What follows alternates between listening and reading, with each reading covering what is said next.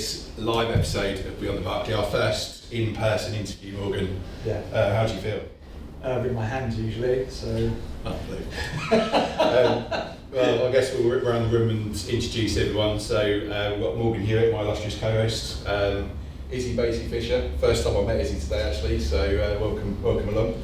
And our star guest today, Flo Allen, who I'll let you introduce yourself, Flo. Tell us a little bit about yourself and what you do for Norwich. Yeah, great to be on the pod. Thanks for having me on. First live episode, is that right? Yes. So I feel honoured. So yeah, my role here at the football club is head of women's football, so very broad remit, covers a lot of things, both sporting, both business. And yeah, every day is different, so it could be here at the training ground, here at the stadium, or on the road at a match day. So fantastic. Yeah, it encompasses a lot. And you like electric scooters as well? Well, yeah, we did have a very bizarre, didn't we, after the opening game of the season at Carrow Road. Where Shout out to Beryl Scooters. Yeah, well, I mean, shout out to your barrel scooter. Yeah. My barrel scooter wouldn't unlock, so I had a long walk home. And I was very jealous when you whizzed away on your scooter. And I couldn't get mine to unlock. So can I interject? Why did you not offer Flo the scooter? Because it was on my account, but I suppose that'd have been alright. Well, Flo might have been going to Newcastle or something like that. It charged me like £500 or something, but there we go. So anyone that is watching from Beryl in the customer service team, please sort it out. Anyway, so I guess we'll move into some of the questions, Flo. So I'll start. So what made you decide to move from playing professionally into football administration, and what skills from your playing career has helped you most in the role? It's a great question. So my journey out of professional football was a lot sooner than I hoped. I had some really tricky last few years of my career where I was navigating. I'd returned from a serious injury where my hip had kind of misaligned itself, and I was having to retrain the biomechanics in my body. It was a long process. I had great support at Bristol at the time, and got back playing, and then COVID hit, and that was probably the worst time because I was just getting back into the swing of things. And obviously COVID, Project Restart happened, and then 2 seasons I gave it a real good go, and my body just couldn't do the things that it did before before the serious hip injury. So yeah, decided to call it a day because at Bristol we got relegated, and I knew that to get back into the Super League, I could do everything, tactically, technically I could do everything, but it was the physicality in terms of the losing a yard of pace, that kind of recovery piece for what you need to really compete at the top level. Unfortunately, my body sort of wound up quite early with it. So yeah, albeit it was frustrating and one that I didn't want to happen when I was 22 years old. I had just about 7 years at Bristol, 7 seasons there that I thoroughly enjoyed, and it unlocked so many doors for me. Managed to, I think I wrapped up just under 90 appearances for Bristol in the Super League, and then the last season in the Championship, a handful there as well. Managed to captain my country at England youth level, so all of these excellent experiences that stood me in a really good place to think, what if retirement comes early, and it was never at the forefront of my mind, but unfortunately retirement did come early, and I'd always had one eye on, what next, what if. So did a sports business management degree alongside playing, which then when the unfortunate decision came around to is playing football at this level what I want to do. It didn't give me the same challenge and the same stimulus that it did when I was playing at my peak.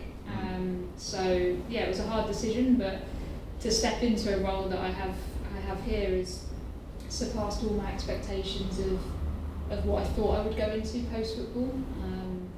And yeah, really it's just evolved and grown from there over the last. Yeah, this is now fourth season in the role. So. Yeah, excellent. And then I guess, so is this your sort of first foray into football management behind the scenes, or did you do something previous to this team? I think there's a lot of similarities. I grew up here in Norwich, moved away to Bristol, and then came back. The job opening came up, and feel very honoured to have been given the role. But there's so many similarities that you take from when you're playing. You have to. I was captain of a lot of the youth age groups when I was playing in England, for England, And then Bristol City was always part of leadership groups, was players, the PFA, which is the Professional Footballers Association, rep for the team, and was the delegate for Bristol as we were going through Project Restart. So was a real figure in that group with the likes of Steph Alton and all of those from other clubs. So picked up loads of experience along the way, and always knew this is what I wanted to go into, and it just kind of crystal ball fell in the right place. Feel free to ask any questions, guys. No, I mean, just on touching on sort of like your period of where you're sort of injured, because I mean this comes up a lot when me and Jez talk about players, and I'd say player mental health. How was that period of time to go where you had, and then thinking about moving forward? Was it challenging? Was it? I think the one thing that still now, and probably gives me more motivation now in the role that I do, was the women's game has always done a really good job of preparing players for not necessarily life after football, but a different focus alongside it. Like football, as a professional footballer, it's only a small percentage of your day you're actually training. So, I had really good people around me as a youngster to say, continue on, like do something that gives you a alternate focus away from just playing football, because when you have an injury or you're not selected in the team, or actually when there is highs, lows, and in different moments, you've got something to keep you busy with.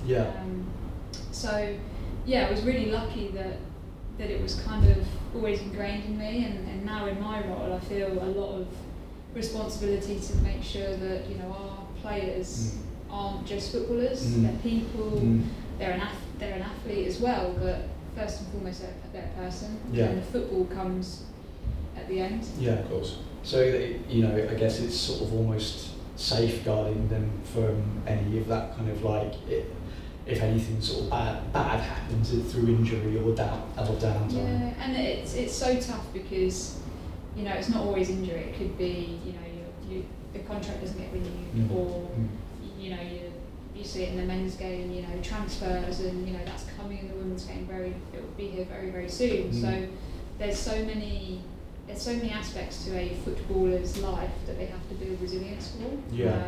Which I think all of us who work at a football club, that's something that we probably carry a lot of probably pride with, that we're, whether it's youngsters or seniors or just colleagues, just trying to help each other through.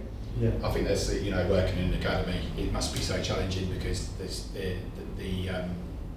it's so narrow, the opportunity, isn't it? And being able to give the ones that don't make it necessarily that opportunity to actually go on and do something else in the game, whether it be coaching, football management, or anything like that, must be, as you say, an enormous amount of, you must take an enormous amount of pride that actually, yes, you've got some really good footballers coming through, but you've also got some really good people that are going to go on and work in football as well. Absolutely, yeah. It's not always just footballers that you need. You need good coaches, you need good, physios, analysts, like everything to make the boat row faster. So yeah, I feel very lucky to be in a position where I can influence that. Definitely. Yeah, that sort of segues nicely into the second question.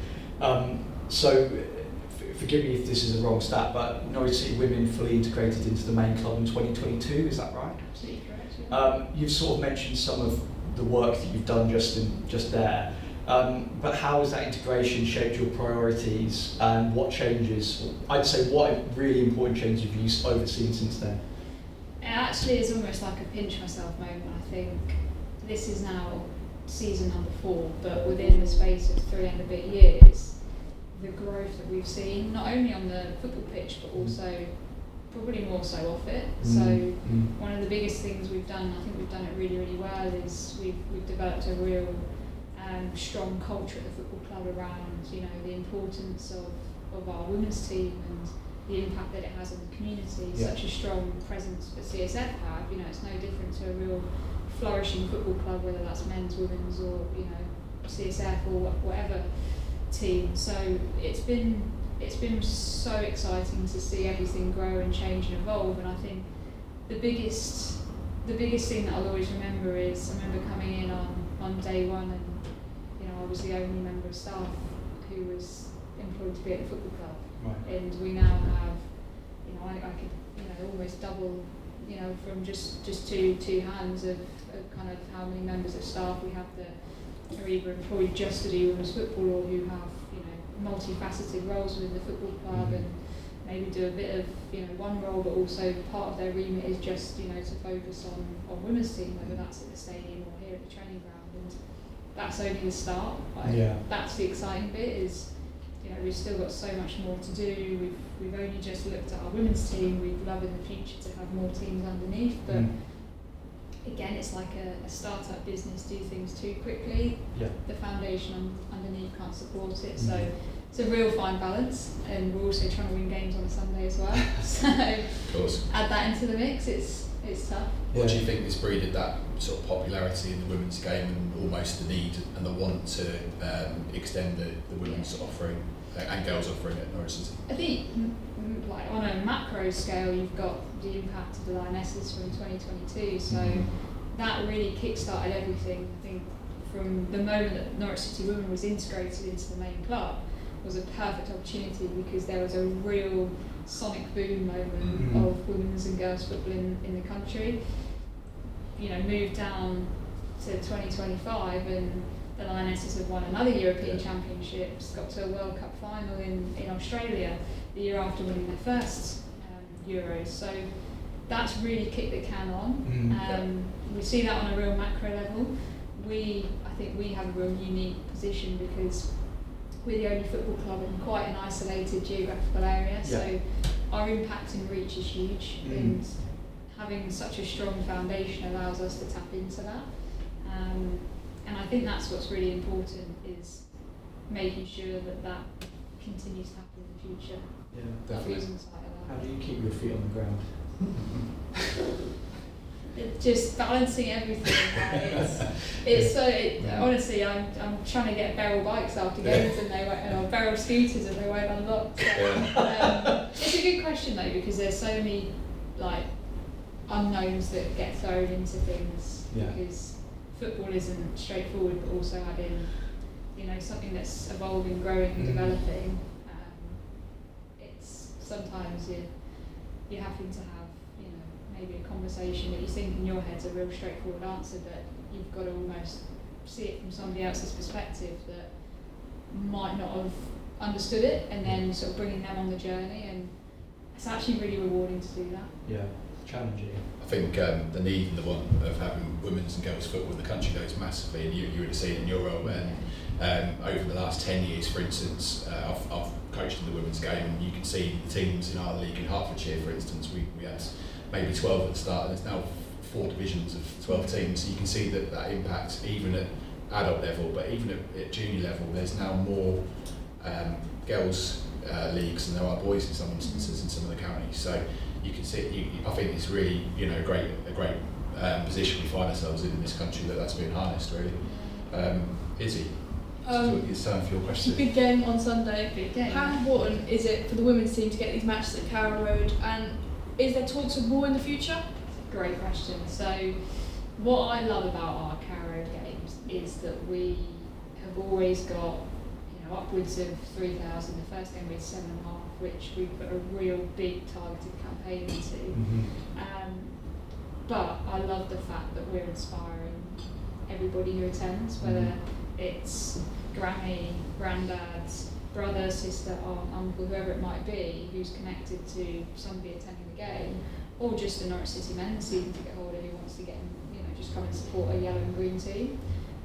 But everyone's work that goes into making a game possible at the stadium impacts everything, you know, in being able to inspire, you know, someone like yourself, Izzy, who's coming through in, you know, this media world. You know, you've got positive role models to look at, and, you know, opportunities to get involved. Like, that's a really big thing. I think we have a massive responsibility to ensure that people feel connected to the football club, and games at Carrow is a way we can do that. Would we want more games? Always, because who wouldn't want to play at the stadium? It is a real fine line between getting enough games at the stadium while the weather's still nice. I'm going to say the weather's still nice, but watch it rain on Sunday night. And not creating a watered down event. So when we do it, we want to make sure people go and they're like, yes, we're going to come back to the game at the end of the season, and hopefully the weather's shiny again, but if we put a game on in December, how good's the product going to be? That's a bit of a question mark. And also from a cost perspective, if we absolutely maximise and do 2 games at the stadium really, really well, we then prolong in the future that sort of sustainability aspect of we've got bigger audiences, we can then market to bigger audiences, we can, the boat just rows faster with it, so it's very much, let's do what we do now well, and then at the right time in the future maybe add one more, or see how we go in the FA Cup, and if we get drawn at home to a big team, that might change. For sure. Things. It's about, I guess it's about pacing growth. Absolutely, Yeah, no, definitely. I mean, I've mentioned it when we had Alex on, who's just out of shot. We were talking about the women's team playing directly before or after the men's team, and would that ever be a situation which we could find ourselves in? I think then, and it's not to belittle, might be the wrong way to use, but to belittle the women's game is to say, well, actually, we've got this directly after, please stay and watch the team, and it might actually spark some more interest. Yeah, no, it's conversations we have at the club all the time. You know, can we do it? Is it possible? You know, operationally, how do we tackle it? You know, all the, you know, the nuts and bolts that go into putting on one football game, times it by 2. So we've had some really good conversations here as a football club on how we might be able to do that. I have no doubt in the future it might happen. It's just when right time, right place. You know, it might not be back to back. You know, there's what's to say it can be over the same weekend. You know, I think it's probably one of the most exciting things about working at this football club is everybody is always open to seeing how we can do something differently, or is there an opportunity to maybe do something that we haven't done before. And it's exciting because you guys ask these questions and we talk about them. Of course, it must be something you talk about. On a regular basis. So, hopefully, maybe soon. Definitely. Right, okay, so moving on. So having come through the Norwich City girls setup yourself, what's your vision for strengthening the path? And I think you've already mentioned it a little bit, strengthening the pathway from grassroots girls football into the women's first team. Yeah, massive, really important because as the women's team hopefully progresses, moves through divisions, you have to have a constant influx of talent, you know, because that's how the age and stage of sport works. And it's really important for us, and we know we're not there yet. We know we've got a lot of work to do to align, you know, not just our girls' academy, but also grassroots football in Norwich and Norfolk to what hopefully is seen as Norwich City Women as the pinnacle. I think what the football club's done here with the boys' academy and the work there is almost like a golden standard of what we could hope to achieve in the future, perhaps. Is it going to happen overnight in the next couple of years? Probably not. Is it something that's longer term going to fall into place? Yes. There's a lot to work through. You know, it's not just necessarily how much it costs. It's how do we do it? How do we? What does everything look like on a big scale? So, lots of exciting plans there. And the academy and the development of our homegrown talent is at the very much the forefront of our strategy. And I went across a couple of weeks ago and said sort of 10-15 minutes to our under-16s girls academy team who were having their player induction evening and just said, I really want to see all of you in our first team one day. Let the football do the talking, use all the support you've got around you, the coaches, the expertise. And it isn't always easy. There's so many things that go on that, you know, academy football having to deal with everything at young ages, so football is such a happy thing for them to look forward to, and it's something that I'm passionate about because I've come through that pathway, and naturally as being a player and having, you know, got my sort of UAB coaching qualifications, I see that is such an important aspect of what we have to develop and align closer in the future. No, I think so, and I think as well as that is, you know, the outreach opportunities that you guys do within the community as well. I guess that's something that you've probably got to focus, because there might be some golden gems in the middle of Norfolk. I mean, imagine if Izzy was found at a younger age, she might have been a great midfielder or something. I don't know, but you know, you're right. Look at Lauren Howard, exactly. Palmer, Of course. or, you know, any of the long list of players that I constantly have on the spreadsheet of going, God, if only they'd stayed here, we had a WSL team. But this is it. But you know, fair play. I think that might lead nicely onto the... Yeah, it's like you've thought these out. Isn't Right. it? So newer facilities like the 3G pitch at the Nest, how do you see the infrastructure supporting both participation and improving the long-term ambitions of the women's game at Norwich? Yeah, it's so exciting that we have a home venue that is branded in yellow and green. It's a Norwich City site and it was built with the women's team in mind, way before my time, and we're so lucky that that's the home for us, and our Girls Academy train there, and there's outreach projects that are based at the Nest, grassroots girls tournaments, so it's a real hub. And recently a new 3G pitch that's named after Lauren Hemp, so there's so much connectivity between the great work that's being done by the Nest, the CSF and what we're doing.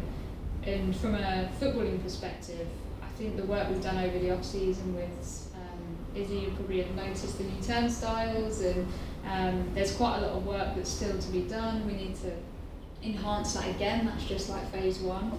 And there's some things that we talk about on if not a daily basis of, we need to get a scoreboard, or we need to, let's get Captain Canary down, and like all of these things that just enhance the product for both fans, but also for players. Like they really see that as a home as well, which is really important, because when they walk through the doors, they see familiar faces, they see yellow and green fans. Like it's a real. I think it's quite intimidating for away teams to come into that environment. It's definitely a strength that we've built. Yeah, that's great. And I think not only that, but can you explain a little bit more of your relationship with the CSF, just for the women's team and how the CFF work together? Yeah, definitely. So obviously we're part of the women's team's part of the main club in Norwich City, and obviously CSF as the club's charitable partner deliver all the sort of outreach projects across both football, multi-sports, and some really sort of inclusive programs as well. So where possible, we'll always try and link in with them. Where we have real strong connections and strong link is that CSF run our Girls Academy programme. So I have daily conversations with Summer Ward, who heads up the Girls Academy there. And there's real strong synergy between what they do, what we do, and can we align it even better? Yes. But I think we're really fortunate to have a charitable trust like the Community Sports Foundation, who are constantly, backing us up as well. Yeah, I mean that's something that when me and Jez, we spoke to Ian Thornton from CSF a few weeks ago.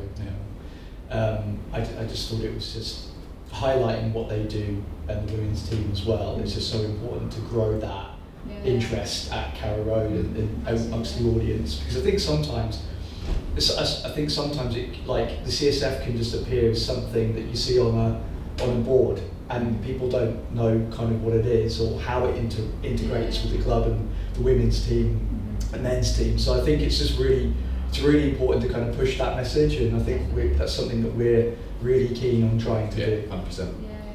I was particularly with Izzy's, another plug for your podcast, with Izzy's involvement. I think you do podcasts now with rival fans and stuff, and that I'm really looking forward to seeing some of those come out, and the stuff you do on match days as well is great. So big thank you to the access we get from you guys for that. Yeah, thank you. So, your question?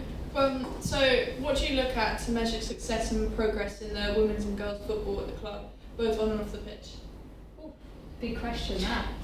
So, I probably could answer this from a couple of different perspectives, but ultimately, how we measure success from a women's and girls perspective, if I just think about women's team and women's football, actually, we'll call it that, we have so much success across the club in terms of when I hear about ticket sales or new commercial partners, and that they actually actively want to partner with just the women's team or little things like that. That's measures of success. On a footballing side, I think we've had a real good track record of developing talent. You look at players who have come into our first team environment, thinking Sienna Booty, Izzy Moore, Eloise Moran, who left us last season, players who've come in, developed, done really well, and we'll always try and give those players what they need to develop. We hope that they help us win football games. That's also one big measure of success. And I thought I'd leave that one till last, because winning football games and results is ultimately what fans want to see, what as a club we want to go after, and one of the big measures of success for us is that we want to continue working towards, gradually phasing that evolution of the women's football department and becoming more and more professional each single season. So I'm quite proud to look back every single season and we go, wow, we shifted from that to that, or we grew that to that, or there's some areas where actually we might regress, but it's because we might get it wrong, and that's okay as well. Sometimes we don't get it always right, and I think I'm very lucky to have really good people around me in a sense of I'm looking at Alex in the back of the room, or other members of the club who have real passion for the women's game, and there's a lot of them who constantly trying to push and evolve and change things, and sometimes we get things wrong, and that's okay as well. But of course. Success, the most important thing ultimately is on pitch. Like that's what drives everything. But to sometimes get on pitch, you have to really focus hard on the off-pitch success, or the success of developing players for the future, and that's also success. It's not just here now, it's also thinking, well, what's the short term, the medium and the long term. So it's a tricky question. Obviously I know the main goal this season is promotion, but the last 2 seasons fallen short second place. With that being the goal and the set, how do you still measure success when you don't quite get what you want? Yeah, good question. So everybody at the football club was hurt as fans when we finished second and 2 points off it, like real small margins.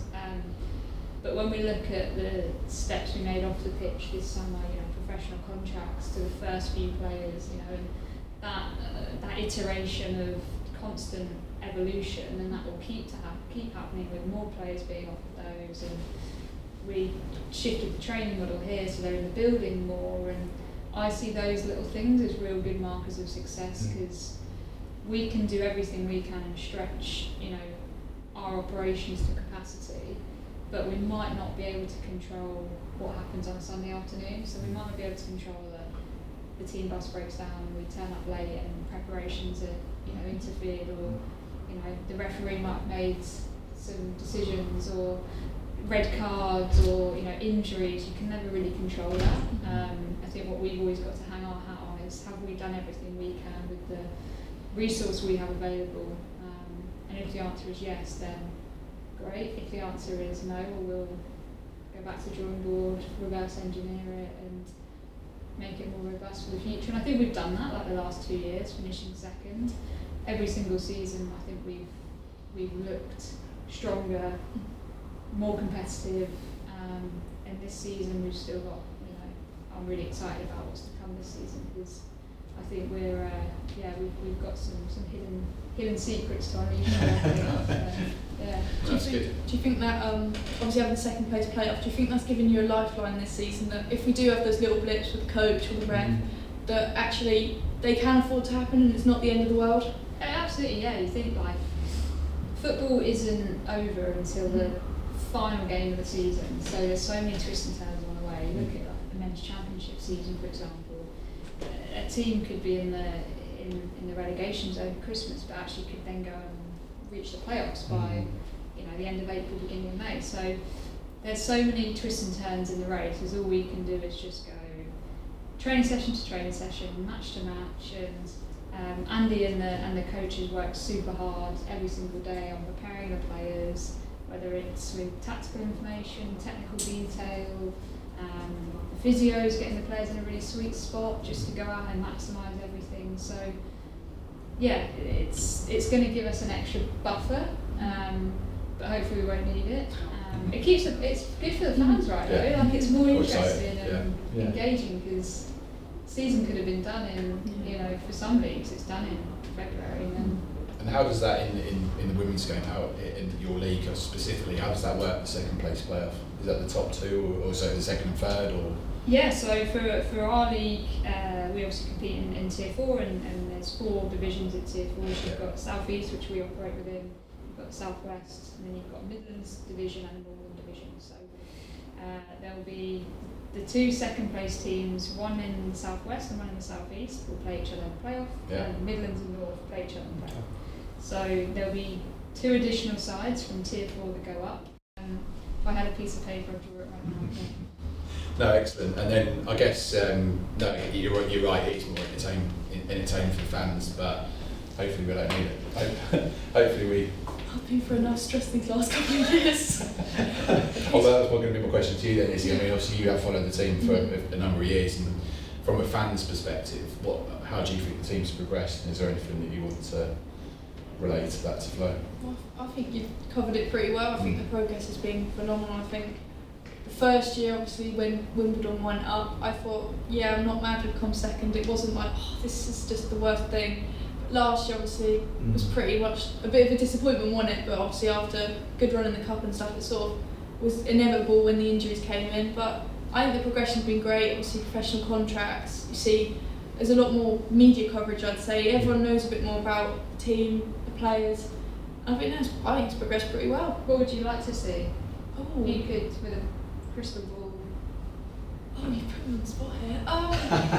Do you want to swap chairs? Yeah. I don't know. I like how it is at the moment, to be honest. Promotion would probably be the best bit. Yeah. I think we're all singing for I that mean, one. that's already the one, but maybe an extra couple of coaches, they're always quite nice, as long as journey home's a bit hard when we lose against Fulham and things, but no, I enjoy the coach, maybe something like that. Yeah. Because the players who are talking on the pitch can't change that, but... Do you know, it's funny you say about the supporter coaches, because it's one of the biggest things that we get asked for, and I think that's the credit of the football club and the fans, is that they want to support us on the road. It definitely makes a difference when we turned up at Fulham. I'm looking at Alex now, because I think it was Alex that said to me, "Oh, we've got more Norwich fans than Fulham fans," and that does make a difference. Yeah, that's brilliant. And the fans are great, because when the highs are going, the lows are going, like, always stick with us, because we'll be working really hard in the background. So.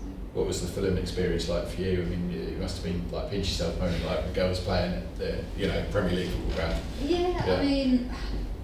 I mean, I probably see it a different way, because I'm like, it's a grass pitch with 2 goals and 4 corner flags and quite a few seats around it, but it is a good experience. It's really tricky to try and sometimes for everybody to take the emotion and the occasion out of it. Like, what's the cliche, play the game not the occasion, but that's one of the biggest challenges, and we have one of the biggest things that we do really well as a football club is we have in-house psychologists and mindset coaches that we use to prepare the players for situations like that, because there isn't necessarily anything that can prepare them for that other than experiences. And I think Fulham away was a golden opportunity to learn, and I guarantee when we play them at the Nest in, I think it's February we play them, the return leg, that we've got a point to prove, because everybody walked off the pitch probably hurt and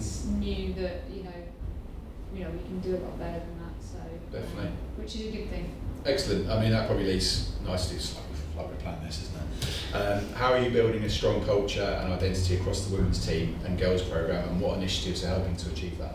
Yeah, so we've still got lots of work to be doing on this. We want to, like I said earlier, we want to align Girls Academy, Women's First Team a lot closer.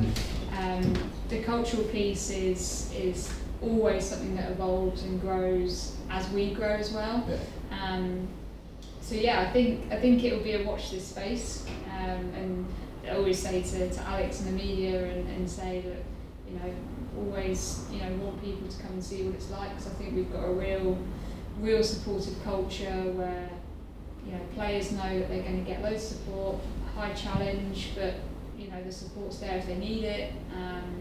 As a football club, we're super together, whether that's men's first team, women's first team, boys academy, the amount of collaborative CPD workshops we do just here at the training ground, let alone all the work that happens at the stadium is world class, I'd probably say. And there aren't many clubs around the country that have integrated their footballing operations as a broad sense, as well as what I think we do. Especially when having conversations with players and agents over the summer of trying to sell them the dream of what's here, and they're going, oh well, Norwich is miles away. Well, come and see it, come and see what we do, feel it, like. So, and yeah, I think that showed with the calibre of players we were able to bring in the summer. But I think it also, we've talked about this on the podcast many times about, I suppose in a way, Norwich is a club, its biggest, almost like you can turn that weakness into a strength in the fan base, and I say every time to you, when we started doing this, I never realised just how big the club is in terms of, and rabid the fan base is, and how everyone really, wants, when things are going right and it's rolling, like it's unstoppable. And I love it. We get to talk to people about their fan journeys and all of that kind of thing. And because of where we are located, it's crazy just sitting here right now, like, one of the biggest clubs in the UK. And it's like, that interaction with fans or fan podcasts, I think it only comes from the fact that Norwich is where it is. Excellent. So looking ahead to the next 3 or 5 years, what are your main ambitions for both Norwich City women and the girls in teams, like the girls' academy, in terms of performance, community impacts, and progression up the leagues? Great. It's a job interview question. Yeah, I know. This is really tough. So the script is still being written for that far ahead.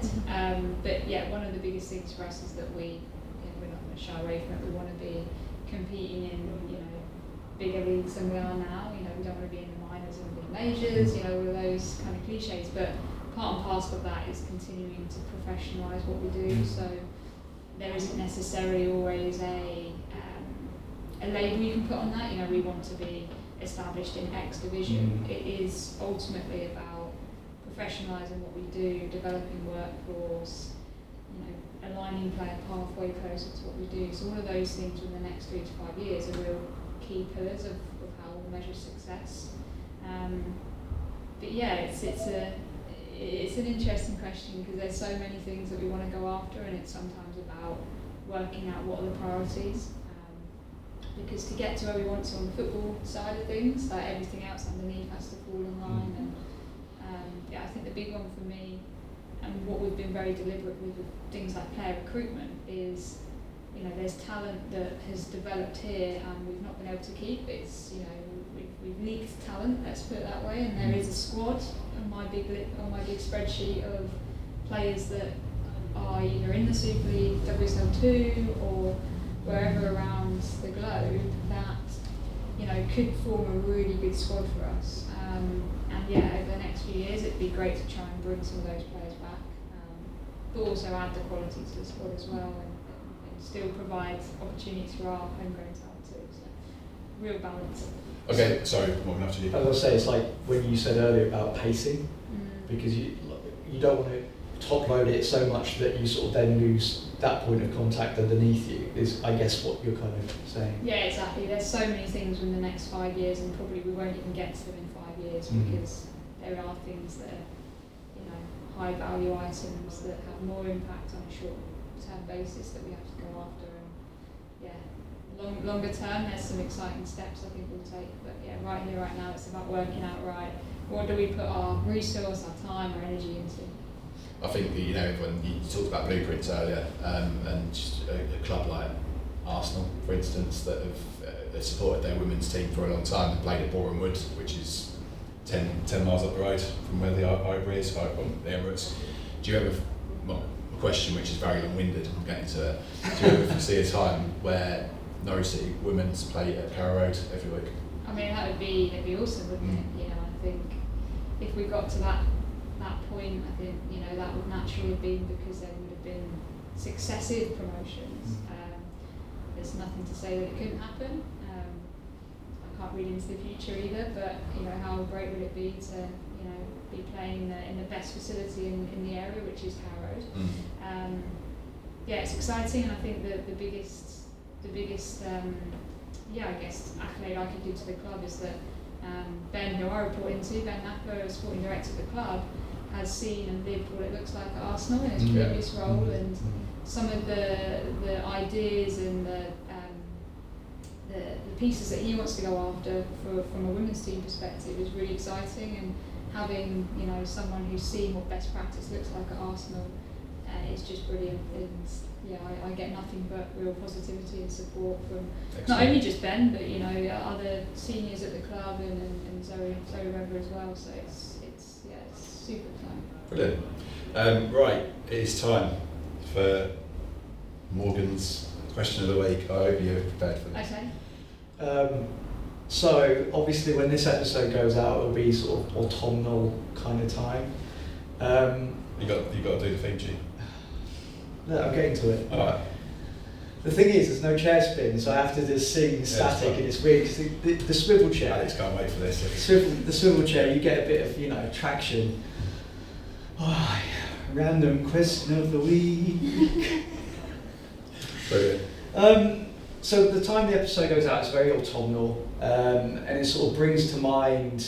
I'm going to ask 2 questions because you took the words right out. The original one I came up with before we went on air, you guessed. So firstly, what sort of knitwear are you going to be sporting this autumn, and what colours? Oh, well, it has to be yellow and green, doesn't it? So, knitwear. I mean, yeah, I like knitwear in autumn and winter, and the thick jumpers come out, and cardigans are quite in at the moment. So maybe a nice fluffy cardigan. Alex actually has the best fluffy coat at the football club, so maybe I'll have to see if I can borrow that from you, Al. That's okay. Maybe Izzy first, sure. Izzy? Yeah. Me? Yeah, yeah, of course. I don't really wear cardigans and things. I'll go with hat and gloves combo then for me. Maybe a scarf then. I didn't know there was an option for anything other than You jumper. can choose whatever you want. What are you going to go for? You know what, I've just seen what I wear mostly. It's black knitwear, pretty much. Sort of roll neck. Kind of gives me that sort of Pierce Brosnan look from James Bond. Pierce Brosnan. I realised I just said to compare myself to James Bond. Second random question of the week. It's Halloween in a couple of weeks' time. What's your go-to outfit? What spooky wear are you going to be donning? So this was the question that I guessed before we went on. Yeah, I'm that predictable. Oof. So I'm quite an avid golfer. Right. So I like to say I'm an avid golfer, but very average golfer. So I think just wearing my normal golf attire is probably spooky enough for everybody. When I stand on the tee and it's breezy, there's golden leaves falling because the trees are dispersing, I think that's scary enough. So maybe I'll just rock up with my usual golfing attire and all the gear no idea, and probably enough to scare anybody who stands within 30 metres of the first tee box. Would you mix any sort of like ghost or zombie theme makeup? Some people like to mix that stuff up. Yeah, maybe some like trick or treat sweets just to keep me energised on that round of golf. And maybe to help not scare people, I can just give out some sweets. So know you're friendly. Yeah. And, So trick or treat. Is he? Oh, I knew you were gonna do Yeah, that. it's coming. That's the whole point of this. I've never had this like this. Oh god. Probably something really basic like a cat. It's easy. Cat? Isn't it? Yeah, it's easy. okay, yeah. Spend enough time around them. Easy to be Well, great. there you go. Yeah. Oh, you're gonna the Alan Partridge get up. It's got to be in it. Where he raised his hotel room and turns himself into The zombie with the shower cap. With the shower cap, and the nails. I've never seen that. It's terrible. If you ever watch Alan Partridge, I like that idea. he actually gets biscuits stuck to his face and pretends they're bits of skin coming off, doesn't Yeah, he does. he? Yeah, bizarrely. So this is the sort of route we go down. Okay, so Sorry for about putting you under that. No, it's fine. Well, you said one question for the podcast, but maybe I shouldn't have guessed it. Yeah, there you go. thank you so much. Yeah. It's been a It's been pleasure. great. Yeah, really enjoyed it, and best of luck for the season as well. Thank you. Can we have a barrel race next time? Yeah, On a 100%. scooter, that Yeah. would be quite good. Do it down sort of Cobblends Avenue, can't we? There you Yeah, we'll sort that. If it works. If it works, yeah, if I can get it done. They're going to love this, aren't they, Beryl? We've dropped our name in so many times. Yeah, perhaps they can. No, I'm joking. He's not. No. Izzy, thank you as well for coming along as well. So so for everyone else watching, you can follow us on all of our social media channels, Facebook, Instagram and X, and you can now watch the show on YouTube as well. I've been Jez Davies, live, direct from Colney. I love that you remembered to do the ending. Of even course, though we're here. Yeah, of course. I've been Morgan Hewitt. I've been Izzy Beatty Fisher. And I've been Flo. Excellent, thanks everyone. Bye. Bye.